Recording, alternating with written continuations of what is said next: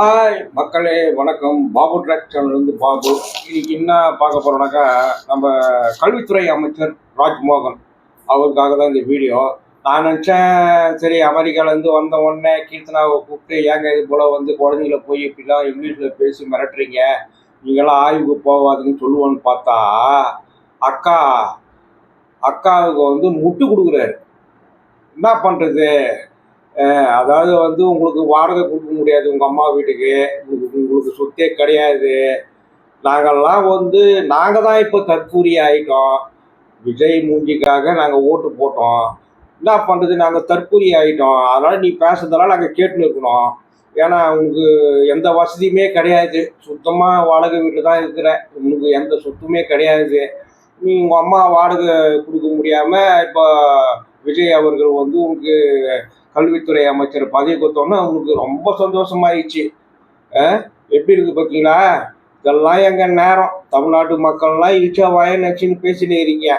ஏங்க நீங்கள் வந்தீங்கல்ல, அவங்களை கூப்பிட்டு இது போல் ஏன் இது போல் வந்து ஆய்வு பண்ணுறது ஓகே, சரி ஏதோ போனாங்க ஆய்வு பண்ணாங்க. என்ன ஆய்வு பண்ணோம்? பாத்ரூம்லாம் இருக்கா, குழந்தைங்க நல்லா எப்படி வராங்க, பஸ் இருக்கா, பஸ் வசதி இருக்கா, இல்லை மதியானத்தில் என்ன சாப்பிட்றாங்க, காலை உணவு என்ன திட்டம் நடக்குது, இதெல்லாம் கேட்கறதுக்கு விட்டுவிட்டு இந்த பிரிட்டிஷ் இளவரசி இருக்காங்க பற்றியா கீர்த்தனா, பிரிட்டிஷ் இளவரசி இல்லை லண்டன் இளவரசி.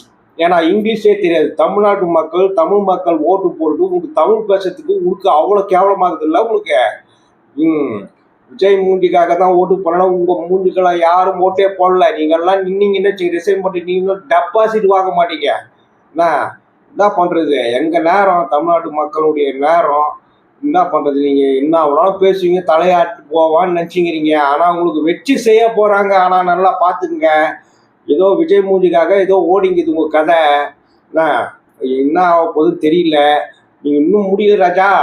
இன்னும் டைம் இருக்குது. இன்னும் 2 மாதம் தான் ஓடி இருக்குது. இன்னும் நீங்கள் என்னென்ன கூத்து பண்ண போகிறீங்கன்றது தமிழ்நாடு மக்கள் பார்க்க தான் போகிறாங்க. ராஜ்மோகன் சார், நீங்கள் நல்ல அறிவாளி, சிந்தனையாளர், 2வது பேச்சு திறமையான ஒரு நீ. அதனால் வந்து நல்லா வருவீங்க. உங்களுக்கு நல்லா ஓட்டு போட்டதுக்கு நல்லா பனிஷ்மெண்ட் கொடுப்பீங்க, நல்லா இருப்பீங்க, நல்லா சம்பாதிச்சிக்கங்க. இன்னும் எப்படி சம்பாதிக்க முடியுமா அடுத்த எலெக்ஷனில் தெரிஞ்சிடும். உங்கள் லிஸ்ட்டு எவ்வளோ சொத்து மதிப்பு வருதுன்னு பார்த்துடலாம். ஹாய் மக்களே, பார்த்துங்க, இதெல்லாம் நல்லா பார்த்துக்குங்க. நான் கூட தாவே அதை ஓட்டு போட்டு தான் தருதலை ஆகிட்டேன் நான். நன்றி, வணக்கம்.